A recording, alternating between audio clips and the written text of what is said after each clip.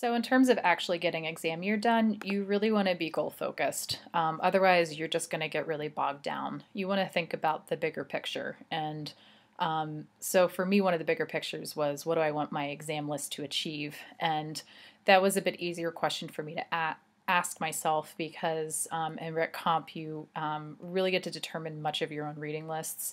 Your examiner will make suggestions, but that was kind of the first step into feeling more like a candidate and less like a PhD student for me. Was I was expected to come up with the lists. Not, I kind of went to Laura like, hey, what should I read about? And she was like, I don't know. Why don't you tell me? And I realized that I had to figure out not only what I wanted the list to be about, but then what should be in them. And to do that kind of research was really difficult, but in a good way, challenging. To be honest, a lot of it came from suggestions on Amazon. The Amazon algorithm was really useful for digging up some major texts I should read in particular conversations. I browsed the internet. There are a number of brief people, including me. You can see my lists up on the department RecComp program page, who have put their lists up out into the open for people to see. So I came up with my lists and kind of knew why I wanted to read them, because you're doing a very different kind of reading for your exams. The goal of the exam is not to be able to recount every detail of every text you read, but to know what the major contribution of each text is. And maybe I'm speaking more particularly here to Rec Comp or to literature people, or to anyone with any kind of critical list, but your goal is to know what the major argument or thrust of the text is. So how does this person add to or change the field's understanding of category X, and then to pull away like 3 or 5 takeaways in direct quotes. You'll want to pick a couple things to read more closely because you realize they're really interesting to you. Maybe they're going to help you out with your dissertation down the road. But for, a good number of texts, if you don't see yourself using it directly for a dissertation, say, or you just can tell it holds less interest for you, like that's okay. Sometimes that's a sign that that's a book that's less useful for you. You just still have to know what it's about. You just quickly get a sense for it. Introductions are your friend. Body chapters are sometimes there to be skimmed or not read at all, depending on the text. So you have to work to get over a lot of I didn't read the whole book guilt during exam year, but that you can't read every page of every book, or even really, you probably won't read every book, to be very honest. So keep in mind why you're reading, what your major goal is, what your major purpose is. Keep your reading very purposeful. That's going to help keep you from getting depressed about the amount of reading you have to do. For me, I set goals in terms of number of texts I wanted to read per week. I know some people set this up in terms of pages, but for me it was easier to think I need to come to terms with this number of arguments or contributions a week. So I, in the beginning, was reading about 1 to 2 texts a week in the very beginning. Then it was more like 2 to 3, and my goal had been 3 all along. Then it moved along to 3, 4, sometimes even 5 as I got further along in exam year. So keep in mind, too, that you're going to be better at meeting your weekly reading goals as you go along. You'll see overlaps in conversations, so you'll be able to kind of more quickly situate yourself within the context that the writer is speaking to. You're going to get better at this kind of reading, and you're going to be motivated by that deadline. So don't get discouraged in the opening weeks. It's one of my biggest pieces of advice, because things will get better. I read probably a third of my texts in the first one half or more of exam year, and read the rest of it in the second half or less. So for me, it really picked up a lot, and that's not what everyone's process looks like, but that's what my process looked like. It's also really important to be goal focused in terms of having a deadline in mind you want to take the exams by. So the department, of course, has the February deadline, which I have mixed feelings about making. You really will want to kind of figure out whether or not you're shooting for that in consultation with your major examiner. If you get a good start on your reading over the summer, then it's possible. And Carla did it very well. She can tell you about that, I'm sure. I took mine pretty late in June. It was later than I intended to. My original goal was kind of March, April. But you will want to kind of have a soft deadline in mind throughout the fall. And I'd say by the new year, you should kind of commit to a time, like a month. And for me, that was really useful. And the big mantra of exams I've heard from others in my field and that I would repeat myself is that you should always take your exams before you think you're ready. So before you think you're ready, schedule the deadline. It's just going to keep you moving. It's going to encourage you just to move, take the push and move towards the end. And it's a good thing to do. Meeting with examiners was also useful for me, held me accountable. Some want to meet more often. Russell, for instance, feels that the reading year should be closely mentored, and met with me and Janine every couple of weeks over the summer when we were working through the core list of texts in Rec Comp with him together. And I met with Laura, by contrast, every 4 to 6 weeks. She kind of wanted to talk more about bigger conversations instead of kind of talking in depth about individual texts. So how often you meet with faculty will depend not only on your kind of personal style, but also your examiners. But it is a good idea to meet with some kind of regularity, no matter how long a period you determine it to be. It'll keep you accountable. It'll help you touch base and kind of figure out why you're reading these things and kind of put things in perspective for you. So I definitely encourage you to do it. In terms of note-taking, I experimented with a couple of different methods. So one thing that had been useful for me was when I was in your shoes attending this workshop, Hannah Rule in Rec Comp had said that she had kept handwritten notes to encourage her to keep her notes reasonable, not just to like retranscribe what she saw in the book. And I know that my tendency is always to overtake notes, over-record, and to kind of do that transcription. So I chose to do mostly handwritten notes, only typing up things like abstract summaries and a couple key quotes. This has its disadvantages too, because then it's harder to copy and paste stuff in when you're going to write. But for me, it was kind of useful to have the two. So what I did was I used a citation manager, Zotero, and when I wanted to type up notes, I kept them in there because it has a section for each citation entry where you can also put notes. So then everything was organized with the source there, and then it was really easy to export bibliographies. But I did use a handwritten notebook, and I also took notes on the inside covers of books, which I highly recommend. So, almost dropped something breakable. So this is kind of an extreme case you'll see because this is a book that ended up being really important to what's now my dissertation. But it was helpful for me to summarize main ideas and pull out a couple quotes on the front covers because it was really easy to grab the book and open it and immediately kind of have a quick takeaways easily at hand. So I recommend that. I mean, I ended up annotating on the pages like I typically would too, but I really liked having things like kind of there on the front cover. And then for things like library books, I used a bound notebook and kept them all in the same place. Originally, my goal had been to develop an abstract for every text I read, but I quickly saw that that would be too time-consuming. I am glad, though, that I did it for the first dozen or so texts because it helped me to realize I was reading too closely and to see how global my reading should be. If you Google rhetorical précis, it's a format for an abstract that is incredibly specific, so you might find it constraining, but I found very useful. It says sentence by sentence what each sentence of your abstract should be doing. So the first sentence introduces the text and kind of generally what it's doing, and then you talk about the argument, how the argument was constructed, you kind of assess it, so it packs everything into one paragraph.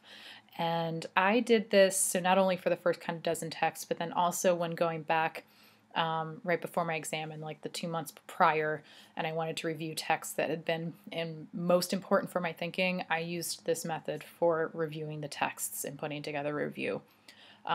So I found that useful as well.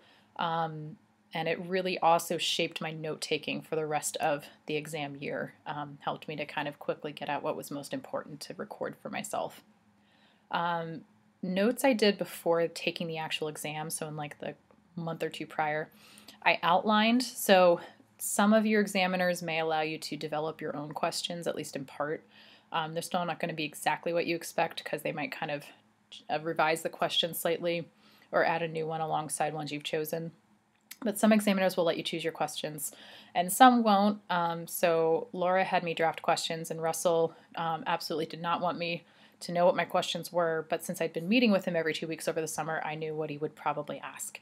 So I guessed what might be on my exam and kind of made lists of texts I might use to answer those questions, and maybe like one or two main reasons why I would talk about that text. So this person talks about, so Susan de la Grange talks about technology as a social material practice and not just as an instrument, and that's a useful perspective for answering this question. Example. I did not write out answers to exam questions beforehand. I know some people really swear by that. For me, I just couldn't fathom making myself do it, and B, even my guesses at what the questions would be when I was outlining were not exactly accurate. Like the questions just kind of shifted in focus from what I had suggested in my emails to Laura to what actually came back to me on exam day. So really for me, it would have been a waste of writing.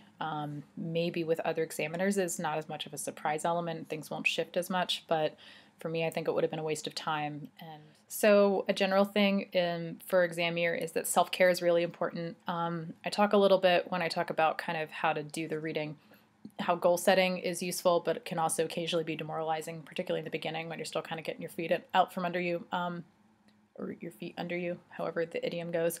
Don't get yourself down too much. Don't beat yourself up too much. It can get kind of easy to get lost in that kind of disappointment with yourself. You just have to kind of keep moving. I remember one thing that another student told me, Daniel Dale told me, was that he made it a goal just to open a book every day. Even if he only read for 15 minutes, then he got 15 minutes worth of reading done that day. And I think that if I had been able to do that, that would have been really helpful, because I would kind of get stuck in this place where I just like couldn't settle myself down, get away from my computer and sit down in front of the book and just start reading.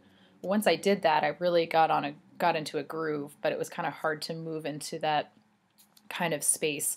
So I think if I told myself it only needs to be for 10 minutes, kind of like the ways we trick, if you're a runner, the way you might trick yourself with a run, oh, I'll just go around the block, and then you start running and you're like, okay, things are fine, I can maybe do a mile, and then maybe you end up doing a 2-mile run in the end. It's kind of the same thing with reading. How can you trick yourself just to sit down? And then once you do, you might find that you're able to read more than you thought you'd be able to. But, it's a difficult process, and it's one that you just need to kind of be mindful of taking care of yourself and not beating yourself up too much about it. So for the oral portion of the exam, I had felt like I did a pretty good job with the written portion of the exam, and that was the place where I got the most positive comments. And the part that tripped me up, which was unexpected for me because usually talking is something I feel comfortable with, was the oral portion of the exam. And I think part of it was that I just somehow horrendously misunderstood the rhetorical situation, which is I thought they were like checking to make sure I read everything. And anytime they asked me a question, I would start by summarizing texts. And that's not the job of the oral portion of the exam. They want to hear what you think. And I guess I think of it similarly along the lines of like a rationale, where it's kind of like, here's who I am as a scholar and how I see the field. That's kind of what the oral exam is more like. So in Rhet Comp, what's helpful for you is that the rationale is kind of one of the last things you do before you start taking the exams. So you have that fresh in your mind. And I mean, they're going to probe beyond that because they're going to ask questions that touch on what you wrote about as well as your rationale. But that might be a good starting point for kind of thinking about what you might talk about when you're preparing for the oral portion. So don't think about, I need to make sure I remember everything I read for preparing for the oral portion. Think about, what do I want to talk about in terms of how I see the field? So for the written portion of the exam, some of your examiners will let you choose your questions because they want you to do well on this. They want this to be something that's useful for you and that speaks to your strengths and interests. So some will let you write your questions and some won't, but, so like Russell, for instance, doesn't want you to see your questions beforehand. But if you're meeting with him regularly, you already understand kind of what his interests are in the field and how he sees your interests and what he might be asking you about. So the questions themselves, how much of a surprise they are is going to kind of vary according to your examiner. My exam writing process was I did the like major person, so like I wrote with Laura the first day and then I wrote for Russell the second day, and you answer 2 questions a day, and each question, at least in Rhet Comp, it was told to me you're expected to write 8 to 10 pages. So I produced, 16 to 20 pages a day. That terrified me going in because I'm a very, very slow writer, and I'm that person who every time there's a seminar paper that's supposed to be 20 pages long, I'm at like 18 and a half or 19 pages. But I was surprised. I still was kind of there with like, here's 16 pages one day, but I was surprised by how, in hindsight, like not that stressful it was. It's definitely a stressful situation, but I just found that day I was able to kind of write in a way very different from how I write in other situations. This whole thing's so artificial, but you sit down and you just kind of go. And I just kind of slowly kind of felt like keeping a steady pace during a marathon. So instead of like a negative split where you start, well, maybe a little bit of a negative split, I guess I probably sped up at the end and kind of got a little more frantic. But instead of like kind of sprinting and then kind of, slowing down or whatever else, I just felt like I just kind of picked away at it the whole day. And took small 5-minute breaks whenever I needed to. Do what will help you not to be stressful. If you have a partner or a roommate who's willing to help you with food preparation, that's always great. If you don't have that luxury in your life, put some stuff together the night before. Make it easy to grab out of the fridge so that you don't need more than 5 minutes to put it together. Although I've also talked to people who like really appreciated having like something simple to put together because it forced them to do something kind of that occupied their hands and their mind for a little while that didn't really require thinking.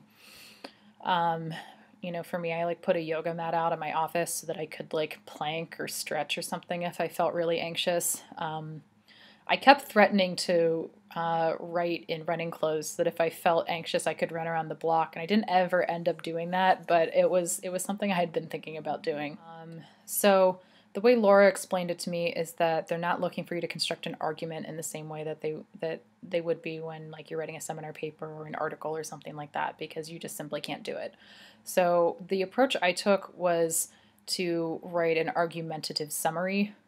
So to kind of, put together an introduction that said, here is the main kind of thrust of the response I've put together in answer to this question. And then I kind of took a really talkative kind of approach where I said, first, I'm going to look at this person because of this thing. Here's what they had to say. It's important because of this. Now we're going to look at this other thing. So, I had those transitions to help people kind of lead through and understand why they were reading about this source now, or why I saw this source as pertinent to that conversation. But, you're not trying to like generate a whole lot of argumentative writing. You're really working through the texts and kind of seeing where the texts take you. I don't have anything in terms of like a hard and fast number I used, but summaries ranged anywhere from a long paragraph to like 2 or 3 paragraphs, depending on how important it was to my argument and to my thinking. I think I've kind of touched on this throughout most of my other kinds of responses, but in terms of making the exam relevant to your writing or your teaching, I know that some people talk about taking notes when they take notes on a text, taking notes as though they were preparing to teach it. Which I think is probably most useful, especially if you're talking about a creative work, piece of literature, poem, or something. For me, I saw the chance to put the list together as a chance to kind of answer more lingering questions I had in the field that weren't covered by my coursework, and that kind of just had some kind of, a lot of it was very affectively driven for me. I felt some kind of pull towards a certain kind of area and knew that maybe there'd be something in there that would be really interesting for me. So for instance, I had been hearing about post-process and really wanted to know more about what it was, and the little bits I'd heard, made me sure that it was something I was interested in. And I had worked with a little bit of affect theory in the past and really enjoyed that. And I knew that those bodies of work intersected with new materialism. So I kind of ended up putting together a list that Laura called like the relational theory list, that worked through those bodies of work, and also feminist theory. And then the second list I did with Laura was on invention and reading, because reading had been something I'd been thinking about, and invention kind of seemed to be an umbrella topic that seemed to be permeating a lot of the work I'd been doing earlier in my degree. So the result for me was that partly through my exams, I realized that I wanted to kind of take this relational theory approach to invention. So I am absolutely directly using a good half of my text in my dissertation. Really set me up well for my prospectus. So that worked out for me. For others, sometimes, it really fills out your field knowledge, but you end up going in a different direction with your dissertation, and that's fine too. It's still useful in terms of helping you to get an overview of the field and seeing what's happening. It's really difficult to come up with a critical dissertation topic before the exam year is at least until you're halfway through it, I think, because you're getting a sense for what's being done in the field, what gaps are there. You get a sense for what parts of the field are really pulling your interest and where you might make your contribution. And I just don't think that that's possible to do before the exam. So think of it that way in terms of shaping your future dissertation and interests.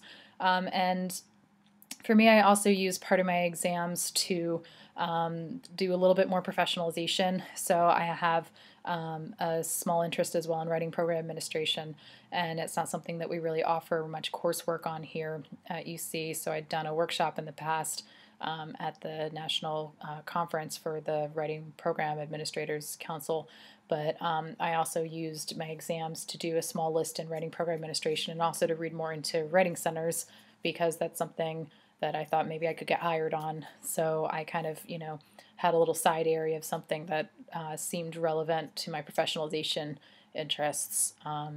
So think about what you might want your list to do for you professionally, in terms of your dissertation, in terms of filling in gaps in your knowledge in the field.